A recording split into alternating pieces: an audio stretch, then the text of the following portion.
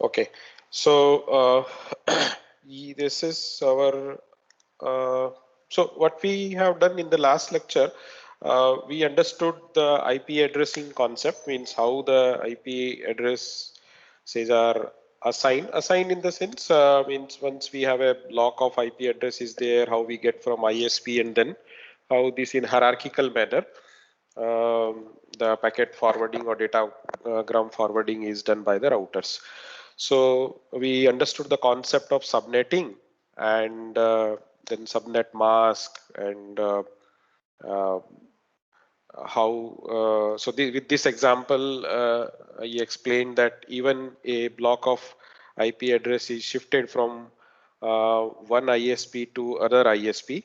So usually the shifting is not like that. Okay, the ISPs don't understand in that way that ISPs means IP uh, blocks are usually in general are shifted. Don't take it this way. Only in the case, the example which we took is that suppose this fly by night ISP take over this ISP RU. In that case, okay, fine. Then maybe some of the its customers, fly by night customers, may be now connecting through the ISP RUS uh, um, that has been acquired by the fly by byte. So in that case, so we have seen that okay, this longest prefix matching um, uh, means with the help of that we still the datagrams can be redirected to the appropriate you can say nodes or host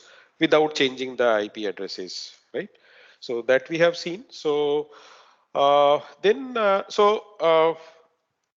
so now today what we'll do, we'll continue with this one or two examples I will take for subnetting. So, or in between, if you have any specific query related to that, then that you can also ask, because this is a very important concept. When we talk about IP layer or network layer, then subnetting is very key concept that everyone should understand.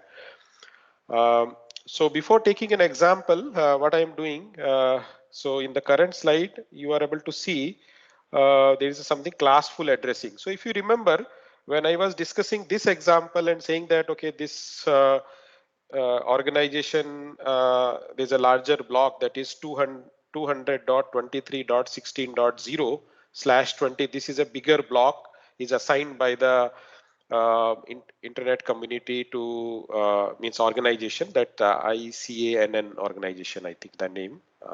So to the particular ISP. Now that ISP further subdividing these into smaller blocks and giving to the different organization. So this slash notation, IP address and slash notation, that is called as a CIDR notation, classless interdomain routing, right? So that time I told you that okay, there is a classful addressing is also there. So this is before the CIDR actually. So initially in the beginning, what happened? The IP addresses in IPv4, IP addresses have been divided into four classes. So not four classes, five classes. You can see A, B, C, D, E, and say the class A address, all class A address start from 0. First bit is 0, and then you can have all the other bits can be changed. And in a class A address, that first byte is basically it is called the network address, right? And the remaining is a host address. So say for example, any address, suppose I take example of class A address. So that will be something like that 120.2 .2.10. This is a class A address, right? Because if we say if my first bit of the first byte of the address is 0, that is fixed, right? Then I have a 0 to 127, total 128 you can say blocks are there. Out of that, this is a one of the address that belongs to let's say 121th block, right? So in each, so one and the this network address is for this is 120.0.0.0/20 slash 8. So slash 8 means 8 bits are network address and remaining for the host addresses. So these 24 bits are for host addresses. So now if single one A class address if I have, then that contains 2 power 24 hosts I can connect using that. So actually I'm getting 2 power 24 addresses, right, total for a one class A address. Similarly, for a class B addresses are identified by first two bit of the first byte is 10, and then I have total combinations which I can make is 128 to 191. That first byte can goes, and okay, this anyway second byte can go 0 to 255. This third also can go to 0 to 255 and so on. So, and in the class B, I have the network address is fixed, that is to 16 bit. So any address of class B is a /16 address. So class A is a /8 address, class B is a /16, class C is a /24, right? Similarly, you can see the class C also addresses are identified with it. So these three ABC classes addresses have been used predominantly for all the organizations that ISPs used to provide to different organizations, right? And you can see for each address, one address of a class A, as I mentioned, it contains 2 power 24 address host addresses can be there. So if minimum at least I will take, let us say class A address is given to me, so that's a one address I will get it, one block I will get it, and that block contains 2 power 24. So what happened? So according to the size of the organization, means organization used to purchase either class A or class B or class C. Smaller organization, they can go for a class C, because so in class C I have a total 2 power 8 hosts can be for a one address can be connected. So and then a middle range organization, maybe they can go for a 2 power 16, that's at least one class B address.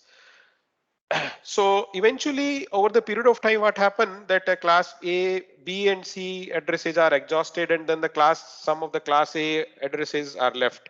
And the class A address, you know that, okay, one address means 2 power 24. If suppose an organization which is their requirement is something uh, uh, 2000 or 2 to 3000 hosts, they need a 2 to 3000 IP address. So they at least they will get a one if and one A class A address is assigned given to them, then you see that how many addresses are wasted in that, right? Because their requirement cannot be satisfied by class C address. Suppose 2000 addresses is required, so it cannot be satisfied by the class C address, and class B address also 2 power 16 in a one you can say one block I can get. So how many are there? 2 power 16 means it will be class B address it can. 64,000, sir, around 64. Yeah, this is 64,000. So okay, class B address it can be satisfied, but let us say for a requirement of a 2000 this thing, either class B address is given or a class A address is given, then you can see the lot of addresses are wasted. So this actually happened because the organization requirements, they means they are not satisfied with the class C, then they either go for a B or A, and due to that lot of addresses have been wasted. And then they realize that, okay, no, this way we'll go, then a lot of IP addresses is going to be wasted, and so we should go away with this classful addressing. And then they switch to the classless addressing, that is means any size block can be given 8. If some organization require 8 addresses, then we can give 8. Some organization require 16 addresses, then we can assign a /16 means 2 power 4, so /28 address block can be given, right? So that's the this is the way how the means classful to classless addressing have been used. Now maybe you may wondering that, okay, sir is not talking about the D and E. So this D class addresses are basically reserved, or you can say to be used for the multicast communication. This is for multicast communication. Although the multicast IP level multicast communication was not much it was not is not still it is not popular, right? And in the beginning also it was not popular. So most of the addresses are unused, or very few addresses have been used. So you know that primarily internet is designed for a one-to-one communication, right? Not one-to-many or many-to-many kind of thing. The basic architecture says that okay, two endpoints can communicate. That's the internet architecture that facilitates. But yeah, so the class D addresses that are the multicast addresses. Now, how a multicast address is different from a unicast cast address, that we'll see when I will talk about the multicast application. Sorry, multicast protocols, right? So that time you will understand okay why this address is different, and we'll see that there is a different protocol is used for the multicast communication, right? Which that protocol is called as a Internet Group Management Protocol, IGMP. I hope from the name you understand that group management means multicast, means when you multicast communication is there, then the let us say there is a one communication is going on and multiple nodes want to receive that communication over the internet. Then these nodes are considered as in a one group, and then the packets for that transmission delivered to all the nodes which are there, which are part of that group, and every group is assigned one multicast address. So it's like a kind of a, you can say, the pointer, right? So or identifier for that communication, that multicast communication. And there are separate you can say routers comes that have a support of the multicast communication. So these routers are based on the IGMP, Internet Group Management Protocol. So we'll talk in detail later about this.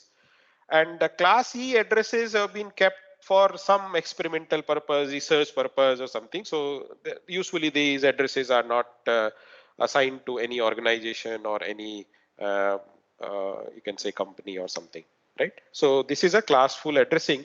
So just quick, it means if we say that, okay, say for example, if any address you take it and then you just convert into its corresponding binary, and you will see this a first bit is 0, then it's a class A address basically. And first bit, first 3 bit is a 110, then it's a class C address. And 14, if so this address belongs to again class A. So this is class A. 252, if we say 252, E belongs to class E address. First byte is 252. You can see here 242 to 55 first byte, that ranges it comes into the class E. Then 224 to 239 that comes. So in a D and E there is no network or you can say host address split up is not there, because their purpose is completely different.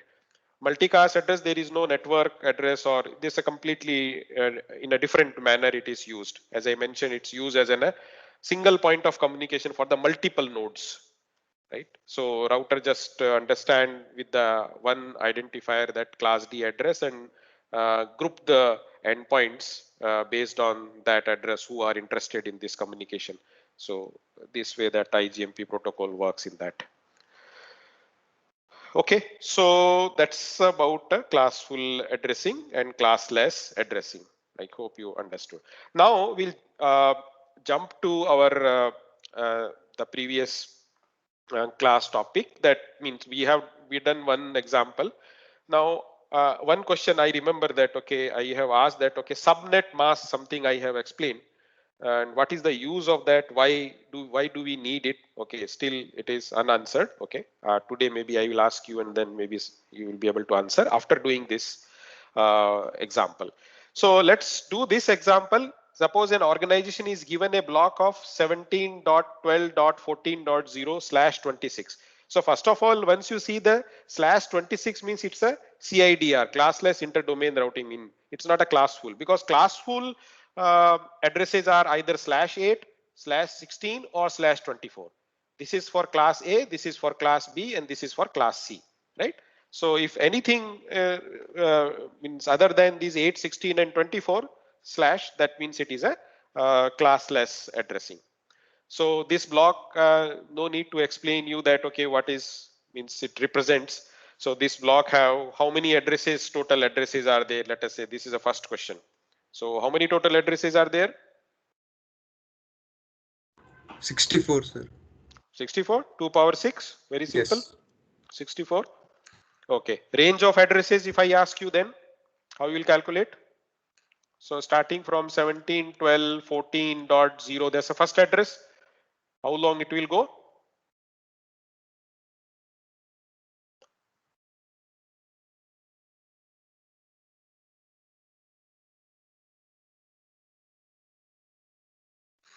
So 26 means you have to see 3 bytes and then 2 bits of the last byte. So first 3 bytes are 17, 20, 14, 24 is gone. The 2 bits from the last byte also, that is part of the network. Now remaining 6 bits are there. I have a class right now.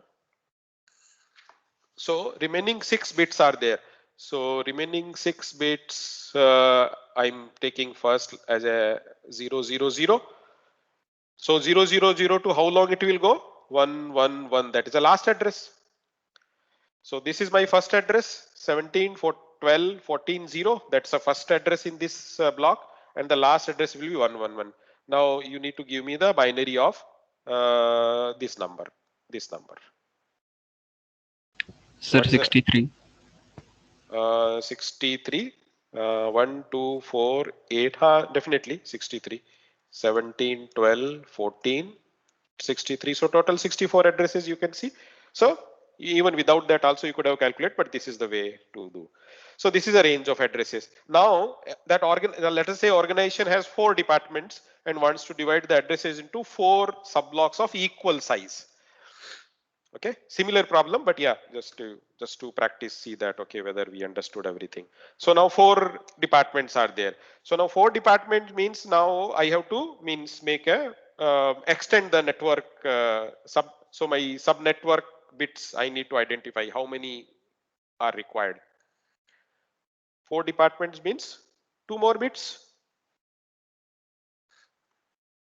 So for 4 departments, so /26, now I'll say that 2 more bits will include in my sub network. So this is, you can say this is network, means that bigger block, and this is a sub network, subnet block. So 00 and then 4 bit combinations, that will be, so 2 power 4 bits, so 2 power 4, 16 you can say host can be there in this subnetwork. Then next subnet will start with the 01, then 10, and then 11. So 4 subnets are there. In each subnet I have 16, you can say 16 machines are there, or 16 host can be total. Total addresses are 16. Out of that, you know that 2 addresses are special purpose use, first address and last address. So remaining 14 addresses can be used to connect the machines. Okay, so means what will, so if you just try to write here, I want to write, suppose subnet, each subnet address will be what? So first subnet is 17, 40, 12, 14, 0/28, right? Because now my subnet 1 is /28. From where the which address the subnet 2 will start? If I am taking in sequence in continuous order, 14. What will be the? Sir, 15. 16. So this is 15. Oh, 1, 2, 4, 8, 16. next 16. Next will start. 16. So 0 to 15, total 16 will be there in the first one. So 16 onwards, the second one will start. So now I think it is easy. 17, 14, 12, 14, 6, or this will be 32. 32. Right. So 32/28, and the last will be, fourth one will be 48. Yes, sir. 48. Yeah, 48 to 63 it will go. So these are the 4, and each have the 16, 16 this thing. So this is a similar problem which we discussed in the last class. Now let's make this problem slightly little bit complicated. Means not much, but yeah. The only thing is that, okay, now I say that the organization has the 3 departments and wants to divide the address into 3 sub blocks. So one is of 32 size and the remaining 2 are 16, 16. So now unequal subnets are there. So far what 2 problems we have discussed, that is equal size subnetworks were there. Now this is unequal subnets. So let us say address block is same only. So if you people want to try out, and you can try out and then tell me how you'll do that. So I'm waiting for your response. Take 5 minutes, no problem.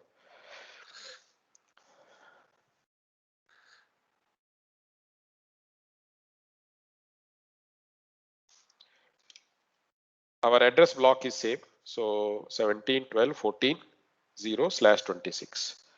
This is address block 17, 12, 14, 0/26. So this address block is there, and total 64 are there, but they have to be divided into 3.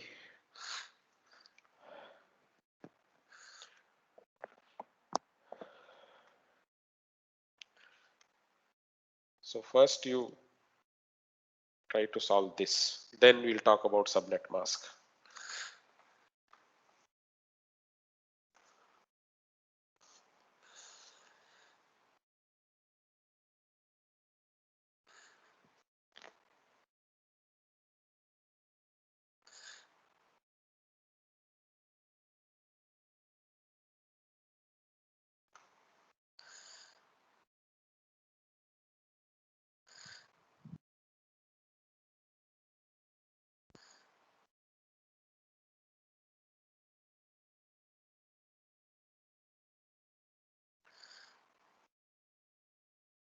Sir? Yeah. Sir, so we can have 17.12.14.0/27 for the first department. Right. And second and third, we can have 17.12.14.32/28, and the next can be 48/28. Next cannot be. I mean 17.12.14. Okay, 48. Yeah. Okay. Yeah. Right. Yes. Right. So yeah. So this will be my first will be 17, 12, 14, 0/27. So first 32 addresses I give to the first department. I could have we can do in other way as well, that we can divide first 16, 16 and then 32 also. That is also okay. But let's take first. I am giving the first. So out of this block have a total 64 addresses. So first 32 addresses I give to this first block. So that this is represented by the first 32 blocks, right? And then the second half of the 32. So that is starting from 17.12.14.32/27. If I say this is again 32 address block. So 32 address block, but this has to be divided into in a 2. So now for these two subnets, my subnet the network bits or subnetwork bits will be in place of 27, it will be 28. Right. So the second will be, so out of this, if I make 2 blocks, so 17, 12, 14, 32/28, that is the first one. So this will go, if address wise, if I'll say, so it will go 17, 12, 14, 32 to 17, 12, 32, sorry, 14, 32, no, not 32.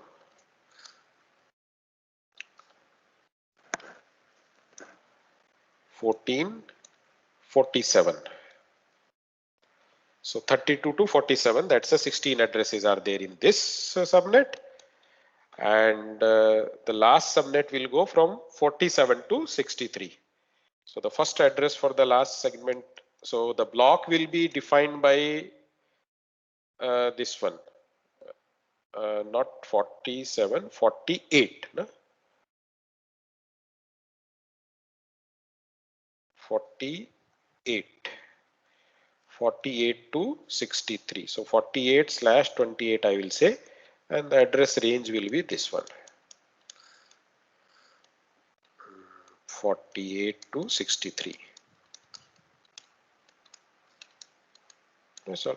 Okay, so pictorically you can see here, I think that's the same, this network represents the same blocks. So this is 17, 12, 14, 0/27. So it has a 32 addresses in this block. And this have the 17, 12, 14, 32/28, 17, 12, 14, 48/28. Okay, so now tell me what is the subnet mask for the each subnet. So first of all, subnet mask, what is the means need requirement and what it represents. If I have a subnet mask and for a one block of IP address, then suppose I take a classful addressing example. So in classful addressing, you know the subnets are network mask is something like that. Suppose there is a 255. Just give me different color. So 255, 255, and 255 0. So this subnet mask is for which class address? Class C address, right? Okay.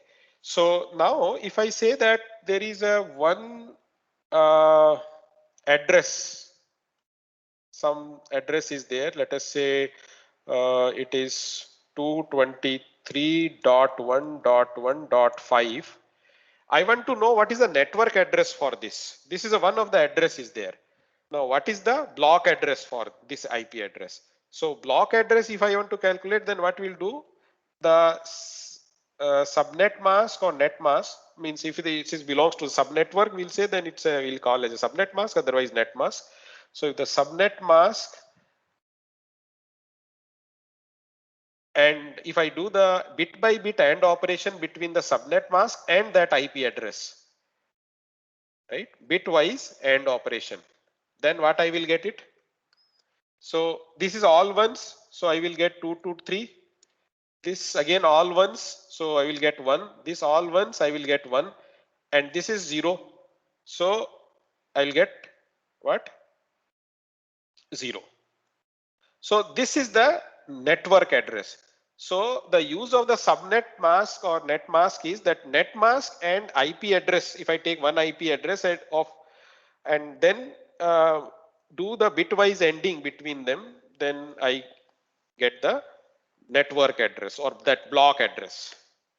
So similarly, if in this example, if I want to calculate, if I want to find out the subnet mask for, let us say, this first subnet, what is the subnet mask?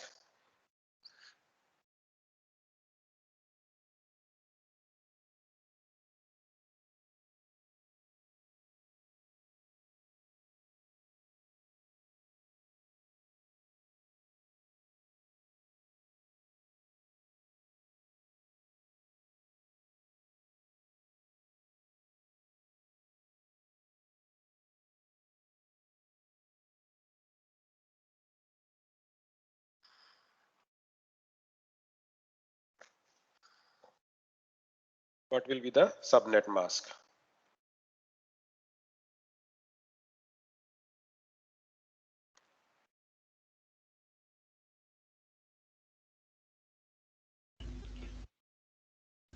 Sir, 255.255.255.224.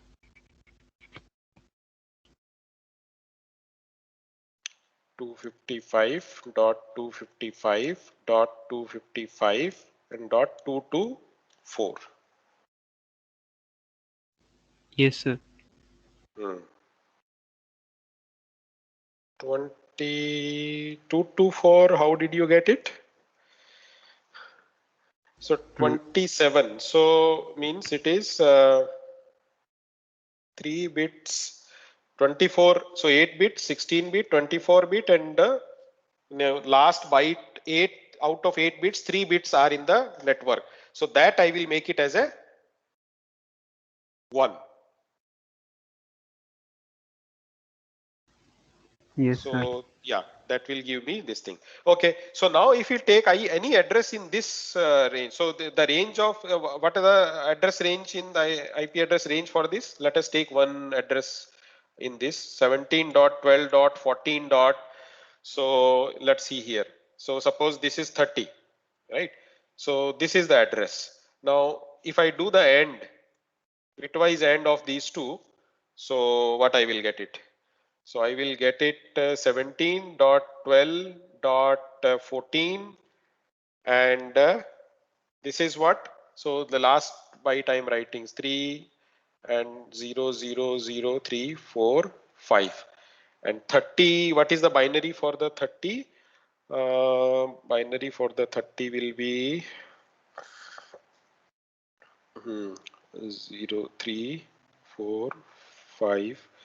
So 1, 1, 2, 4, 8, 16, right? 16 and 8, 24, then 28 and 2. 410, that will be the 30, right? So these 8 bits I am writing for this IP address, right? So this will be 3410, no? 11110, and these 3 bits are 0 for that. So I will get everything 0, right? Ending if I do, then everything will be 0. So this I'm getting 17.12.14.0. So this is, and anyway it's a /27 network. So this is network address I got it. So you can see here the subnet mask, if I subnet mask and then one of the IP address from that subnet I use, perform the bitwise AND operation, then I'm getting the network address. So similarly it is applied for the other blocks as well. So for this block that is starting from, yes, this one 32, this thing, what will be the subnet mask for this?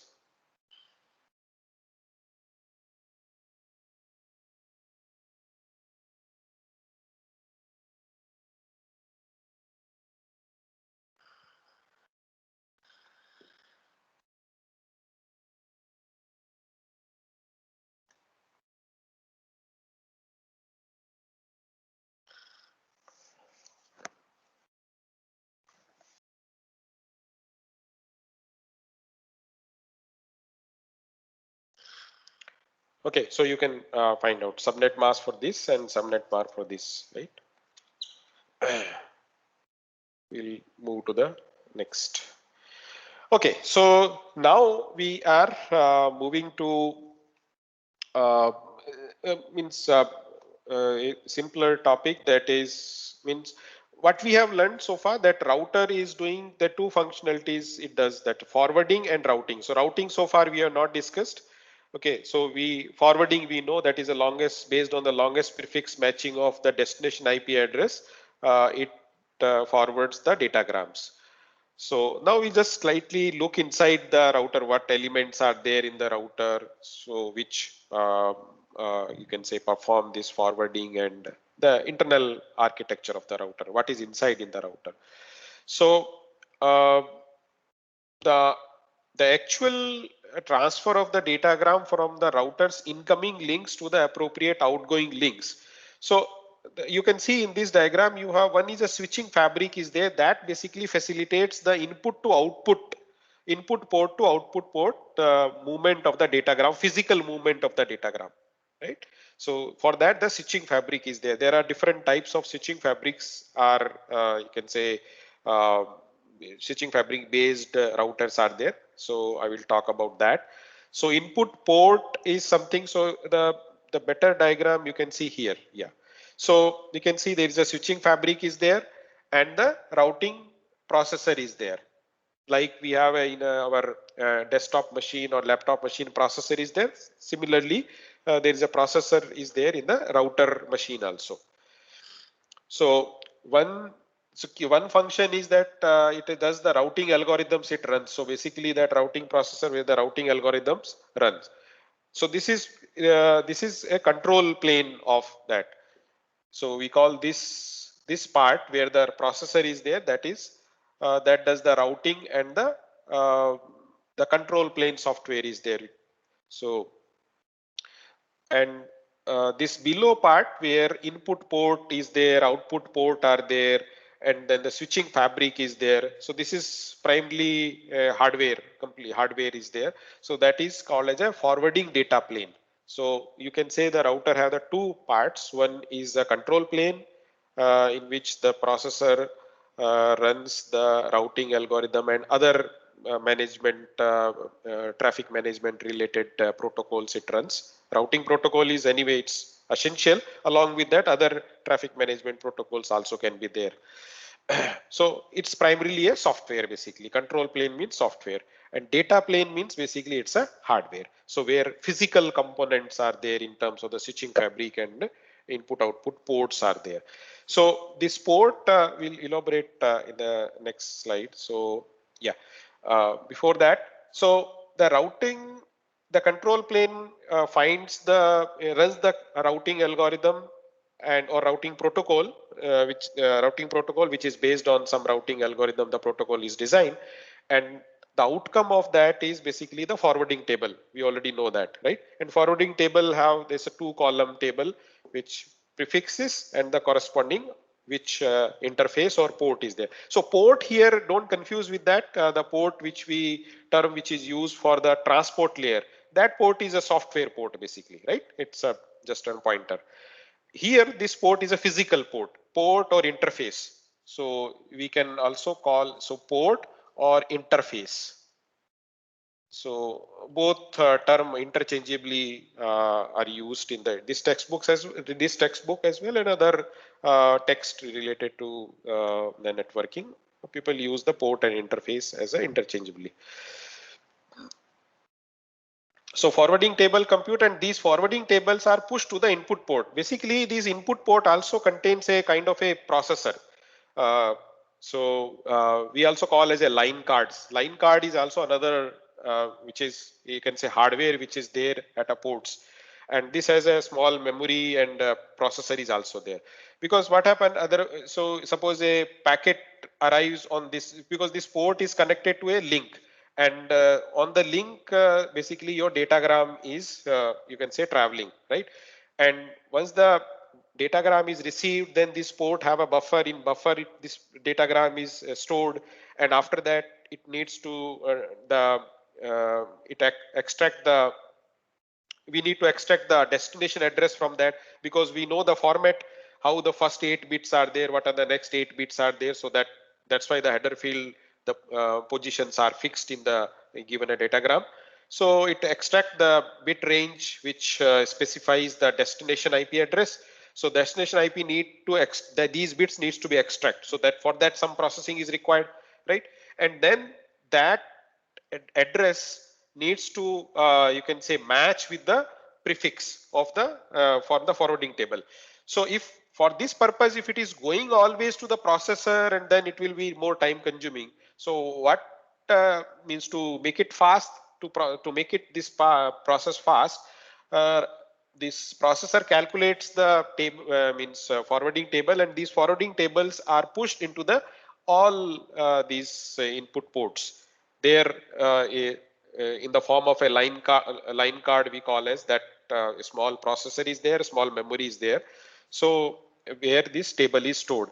So incoming datagrams destination IP address is matched with this forwarding table entry. So matching logic is implemented there in hardware itself. Okay, so that is faster. So why it is in a hardware, that we can also understand that suppose there is a link rate is something. Link rate means rate at which the bits are transmitting or arriving to the router, right? So that is 10 Gbps. That's very common nowadays, right? And datagram size something, let us say we'll take a small datagram size. Datagram size is something 64 bytes. Okay, just taking a small datagram. So now so at this line rate, suppose datagram is received, then how much time it will the input port will get how much time to process the datagram, because this datagram can be transmitted over a 10 Gbps link in a 51 point. You just simply divide 64 divide by the 10 Gbps. 64 into 8 you have to do it because it is a byte. So that will give you 51.2 nanosecond time, right? So the 51.2 nanosecond time is there, and if that rate, next datagram will come. So you need to do this comparison or matching logic. You need to complete it before that 51.2 nanosecond time. Otherwise, there will be a queue will be built up, and then maybe with a limited buffer size available at a router, due to that the packets will get dropped, and if it is even not dropped for the large buffer size, then the delay will be there. So you want to minimize that.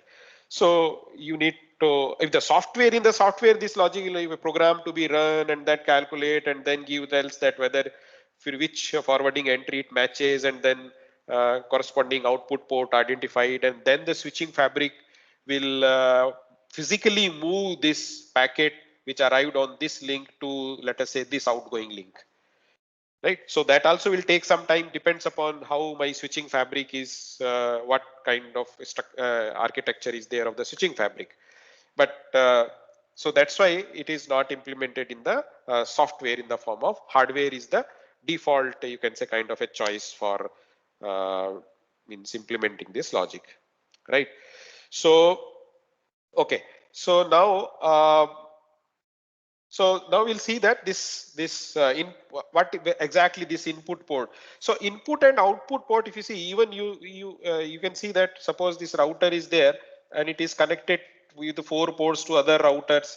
So now it can from this port it can receive the packet also, or it can transmit the also. So basically it can work as an input and output both.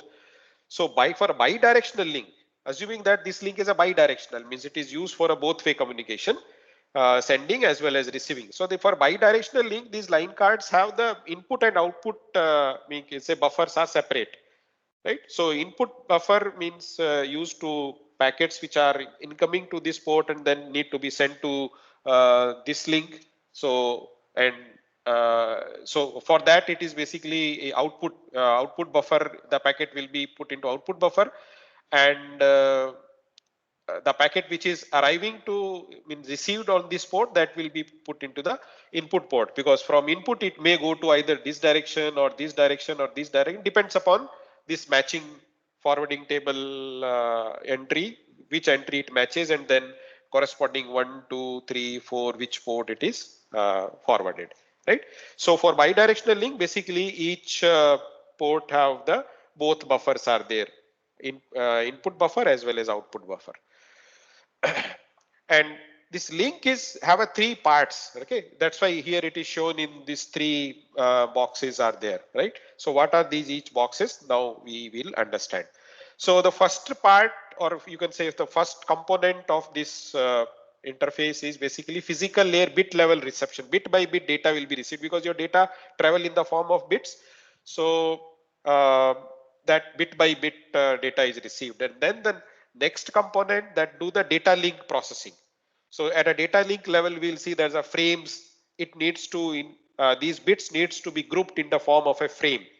So then after considering one frame, and then within the frame it will identify several header field with related to the link layer. Okay, right now let us say we don't know about that, so that's why we don't know how the link layer processing is there. But yeah, link layer processing it will do, and header field it will remove, and decapsulation it does, and forward to the router layer 3. Right here, the packet is now, because if it is my switching fabric is busy and not able to move the packet immediately, then my incoming packet will be holded in the buffer. Now how much buffer is there? So the typical you can say value which is calculated nowadays is RTT of a connection. Okay, that needs to be assumed. Some typically it is 250 millisecond, around 200 millisecond kind of RTT is there, and capacity of the link means the link to which this you can say port is connected. So this link basically from where the bits are coming, at what rate it is coming. So the bandwidth of that link, and divide by the number of flows. how many traffic flows are coming. That also needs to be means average, means you need to take some number of average flows which are usually coming at a time from the different you can say sources. So this formula gives the total size of the buffer, means buffer size estimation people used to do with the help of that. Once I know all these numbers, then I can come up with the exact size of the buffer. Based on that, we do that. Okay, so here this buffering now, because network layer functionality started from here. So this is based on the given datagram destination, look up the output port using the forwarding table in input port memory. Input port memory, from where it is coming, input port memory, it is coming from the routing processor, right? You can see that. Okay, calculation is done in the routing processor control plane and pushed to the all input ports, so that any incoming datagram can lookup operation can be performed, and then it can be sent on. And for lookup operation also, you know that it has to be done fast. So for a better, what kind of memory they use, you know that in architecture or operating system course you might have studied different types of memories. So SRAM, DRAM, and for faster you can say lookup operation, TCAM memory is a ternary content addressable memory is used. So mostly in the Cisco router, you know, Cisco is a pioneer in the networking devices. So Cisco series switches, they use a TCAM memory for faster lookup. So quickly the lookup can be performed on the destination IP address with respect to the forwarding table entry, and then output port can be decided, and then the switching fabric role, means switching fabric move the packet to that. Okay, so it is something like that. So data and header, the packet is coming. So from the header, it takes the lookup IP address, and then the address table is there. So every input port have this individual, their independent. So parallelly, this lookup operation can be performed. Okay. So now switching fabric we'll just look at, and then I think we'll close it, and then we'll continue in the next class remaining portion. So switching for fabric, there are three types of switching fabric. Earlier old routers have the switching fabric, the memory based switching fabric. So memory based is actually it's like our traditional computer. So whenever a input the datagram is received on the input port over a Ethernet link, suppose the layer 2 technology is Ethernet for to which this router is connected. So it is received, then the process, there is a system's memory is there, system memory, this is a system memory. So the first this packet or datagram is copied into the system memory, and then it calculates, the processor calculates, perform the lookup operation, and after performing the lookup operation, then it copies the that datagram. Suppose here the datagram is arrived, and this datagram needs to find out that, okay, what is the outgoing link. So let us say outgoing link is Y. So then input ports A is the input port, and ABC the input port in this case, and XYZ are output port. Let us say we consider unidirectional links, so for simplicity. So it will copy from this input port memory to this output port memory that datagram is copying. So you know that there's a means first it will go to the system memory, and from the system memory it will go to the corresponding output. So it's a very slow process actually, right? So these switches now in today's time, such kind of switching fabric is not used. That's earlier it was used. So switching rate means that switching rate at which the packets can be transferred from input to output. That how to means how it need to be decided is that if suppose n inputs are there, like in this case 3 inputs are there, the switching rate should be n times n times of the line rate is desirable, right? Because from each line you can get the packet, right? So if this have some X rate packets are coming, right? So you need to have some 3x switching speed. Then only it will be able to, no queue will be built up, right? Otherwise, the switching fabric will become a bottleneck and your processing gets slow. But anyway, these memory based are not used. So what is used in today's routers is the bus based. So you can say this is a switching fabric. So bus based have at a time only, because a shared medium, so only one can be transferred. But yeah, there is no memory involved. So copying memory and then reading from the memory, then copying into another memory, that takes more time as compared to this bus based architecture. Then further improvement has been done in the form of, so that a parallel you can say transfer can happen from the input to output. So I have here 3 input ports, 3 output ports, so total 6 buses are there. So you can see the 6 buses, 1, 2, 3, and then 3 vertical. So these 6 buses, if I say in a crossbar manner, it is arranged. So this is called as a crossbar switching fabric. So here what is the advantage is there, that suppose 3 parallel transfer can happen, provided that a packet at input port A is there, that needs that destination is or output port is identified as X, packet B let us say Y, and packet C let us say Z. Then all 3 can be done parallelly. So it is better than, as compared to definitely it is better than the memory, but yeah, it is also better than the bus base. In bus you have a shared medium, so at a time only one can go, but here multiple buses are there. If suppose there are 2 packets, 2 datagrams are there, and for them the destination port is identified as a X only, then certainly it will go one by one only.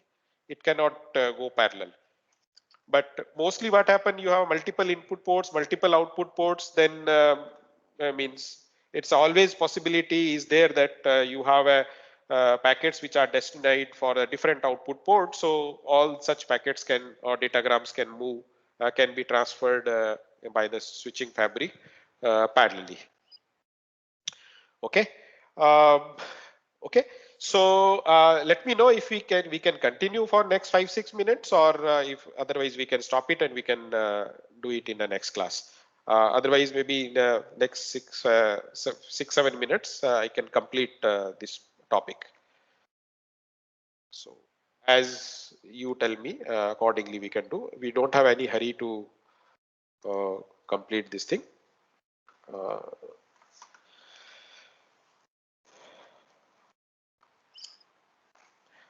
Yes. Sir, I have a doubt. Yeah, Like, please. Yes. sir, like in the estimation for the buffer size, like could you please explain it once again? Like what is C and under root n? Like. Okay. I think somewhere here I talked about. So RTT, you know that RTT is a round trip time, right?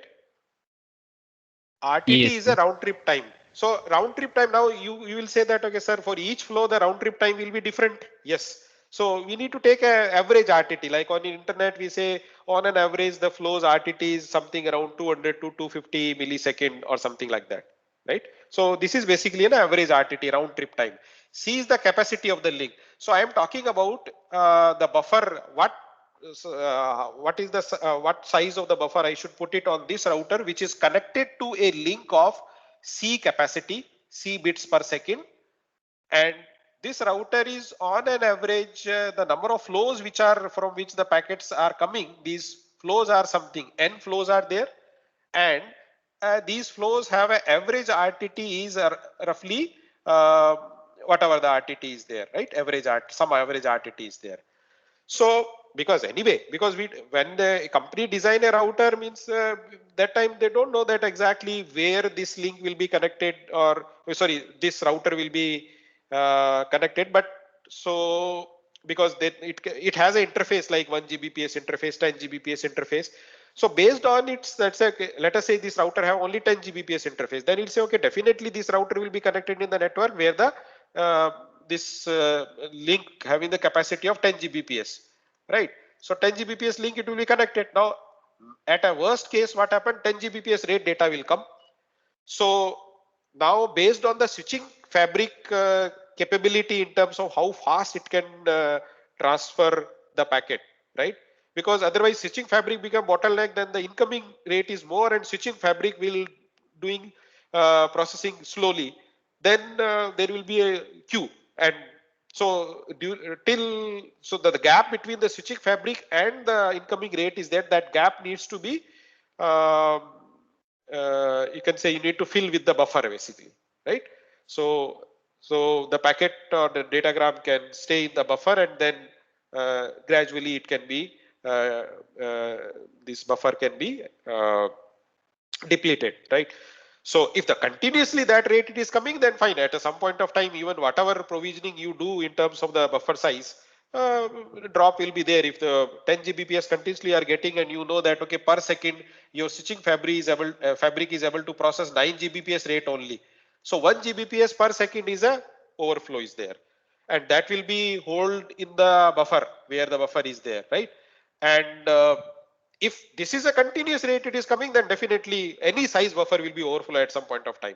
But that's not the case. Usually, you know, internet traffic is a bursty traffic. Some for a few seconds it is going very with a full capacity. Then maybe after some time it is 5 Gbps receiving. Then again 2 Gbps rate. Then again 3 Gbps rate. So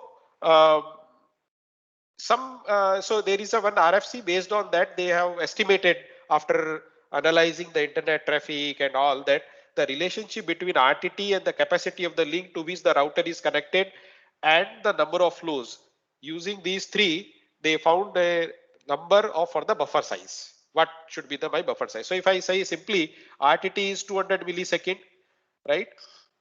So 200 into 10 power minus 3, and the capacity is, let us say, 10 Gbps, 10 into 10 power 9, and divide by, let us say, 100 flows are there in the router. So now you just calculate how much it is coming. So if I say 100, this is gone, and it is 20 into 10 power 6. So 20 megabits. 20 megabit is your buffer size, according to this formula. If I have 100 flows and these flows have a 200 millisecond is the average RTT, and the C is the capacity of the link to which this router is going to be connected, then 20 megabits buffer size should be sufficient.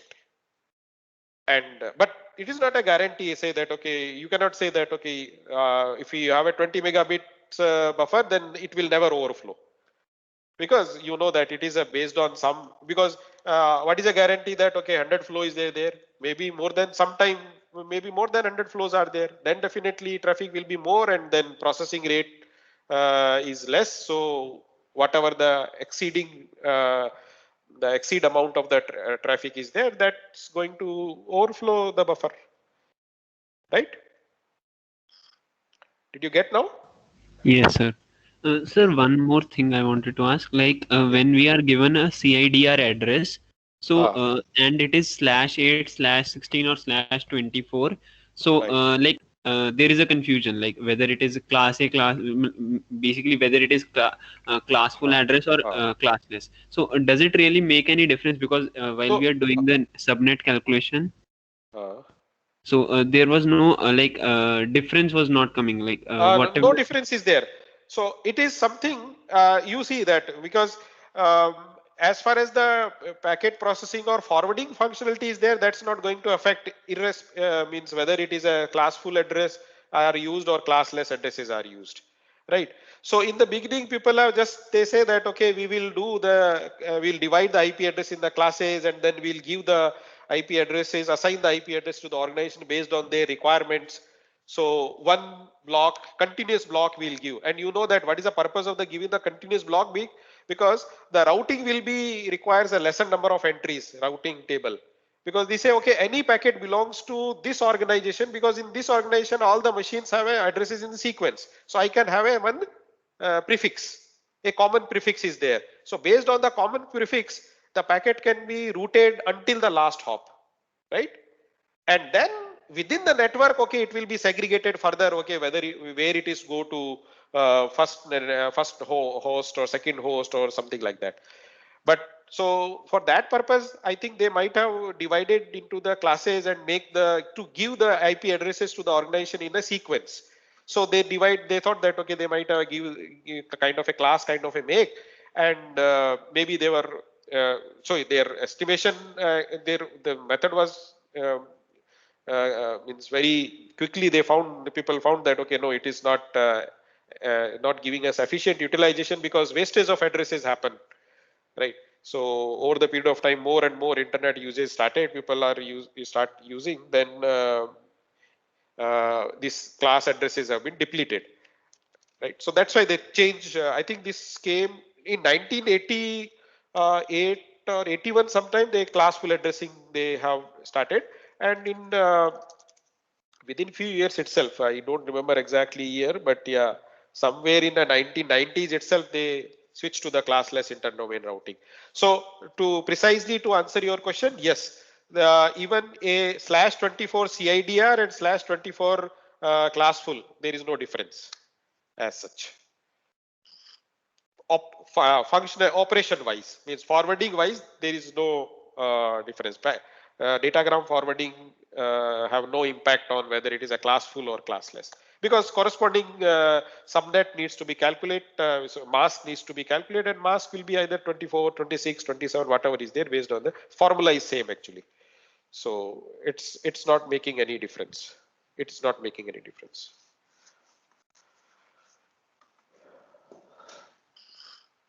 Sir, a small doubt. Yeah. So there's a question in the beginning. So there were 26 bits given. So leftover are 36 bits. So we Right. took it as 2 power 6 available addresses. Right. But in the last class we have discussed that there are 2 reserved addresses called So I told you network. So see, this is okay. Sorry to interrupt you, but yeah, I got your question. That's why I'm just telling you. Fine, sir, So fine, sir. yeah, so this is I think right now you are able to see that slide, na?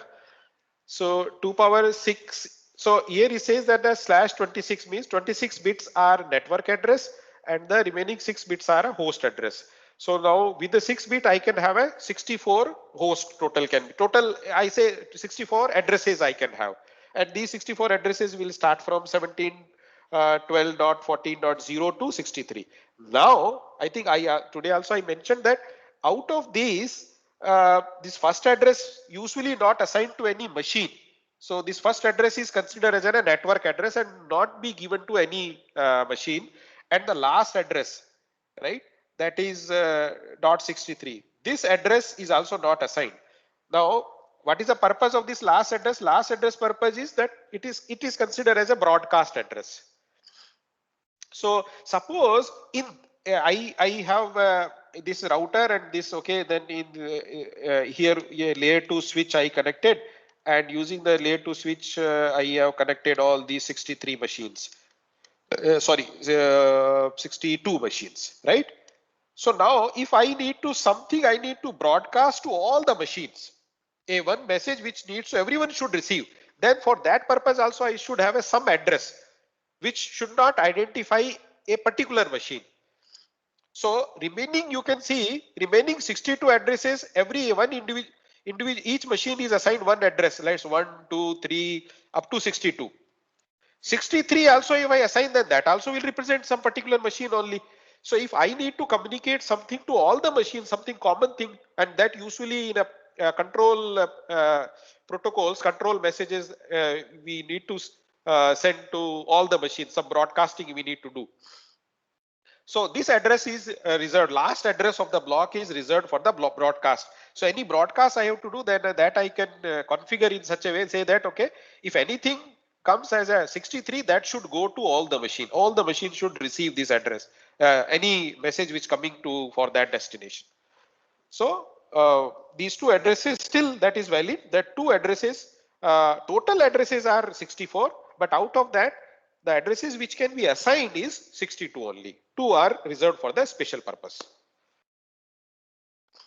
Yes, sir. Got it, sir. Thank you. Okay. Okay. Anything else?